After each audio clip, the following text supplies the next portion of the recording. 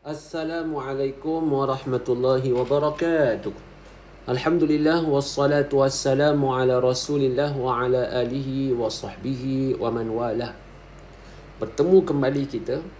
Pada siri kali ini kita akan menyambung semula perbicaraan kita berkenaan dengan hukum seseorang yang sembahyang syak dalam sembahyangnya. Jadi pada siri yang lepas kita bincangkan situasi yang mana seseorang sembahyang itu syak dalam rukun fi'li. Jadi sebagaimana kita tahu, kita maklum bahawa dalam sembahyang itu terdapat pembahagian hukum. Terdapat beberapa pembahagian hukum. Jadi kalau boleh Ustaz sebut secara ringkas, rukun itu ada 4 bahagian. 4 bahagian. Baik. Bahagian yang pertama dipanggil rukun qalbi. Rukun hati, iaitu apa? Niat. Niat satu je. Yang kedua, rukun qauli. Rukun qauli ni banyak dah. Seperti mengucap takbiratul ihram. Bukan takbir intiqalat. Takbir intiqalat adalah sunat solat, sunat hayat. Dan sebagainya lah. Seperti membaca Fatihah, membaca tahiyat akhir. Baik. Yang ketiga, rukun yang kita nak belajar hari ni rukun qauli. Sebelum ni iaitu rukun fi'li. Dan yang keempat, rukun maknawi. Rukun maknawi ni pun sama macam rukun qalbi, ada satu je, iaitu tertib sahaja. Baik. Itu secara ringkaslah. Kita nak mengenal secara cepat, mudah, rukun tu ada 4 bahagian. Baik. Kita sambung semula topik perbahasan kita hari ini, iaitu berkenaan dengan syak dalam rukun qauli. Baik, ada 2 situasi seperti syak dalam rukun fi'li. Baik, situasi yang pertama, syak sama ada sudah membaca atau belum membaca surah Fatihah. Baik, surah Fatihah adalah rukun apa? Rukun qauli. Wajib dibaca. Wajib dibaca dan dengar dari telinga kita sendiri. Baik. Sekiranya seseorang itu masih dalam rukun tersebut, hendaklah, rukun apa ni? Rukun membaca surah Fatihah dah. Maknanya sedang membaca Fatihah. Hendaklah terus membaca bacaan berkenaan. Tidak perlu dilakukan sujud sahwi.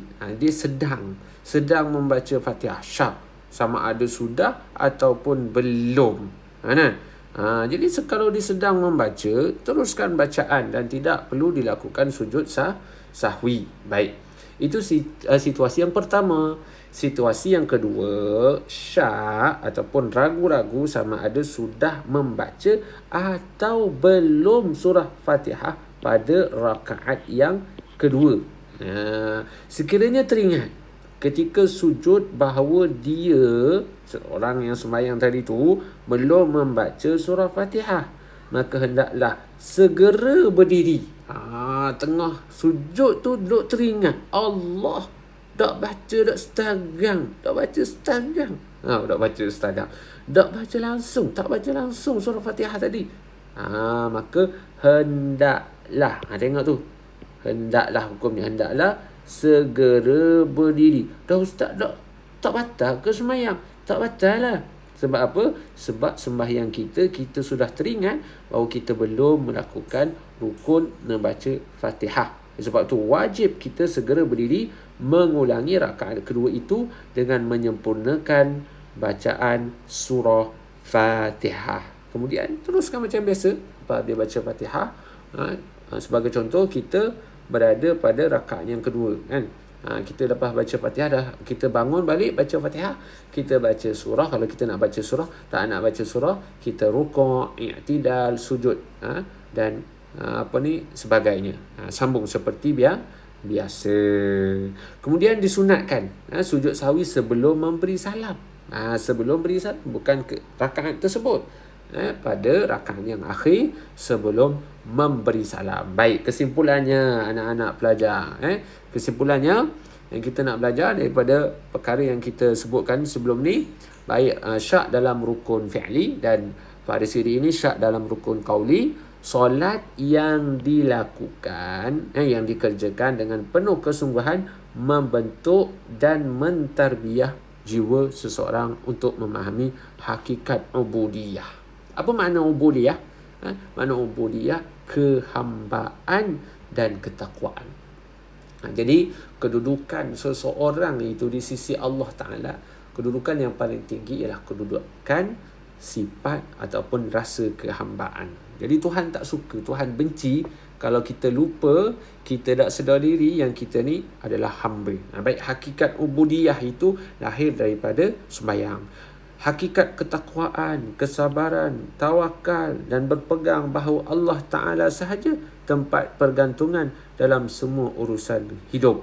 Lantaran itu adalah penting bagi semua umat Islam sentiasa berusaha memperbaiki ibadat solat dengan mematuhi segala rukun dan syaratnya dengan betul sekaligus terhindar daripada perasaan syak dalam solat.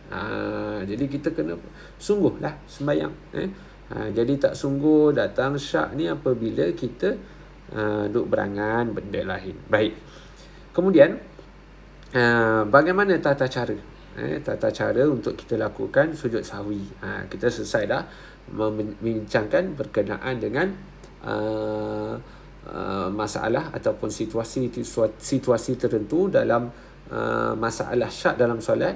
Kita akan terus kepada tata cara sujud sahwi. Baik. Tata cara sujud sahwi yang disebut di sini iaitu yang pertama mesti berniat untuk melakukan sujud sahwi. Makna niat di sini terlintas di hati nak sujud sahwi.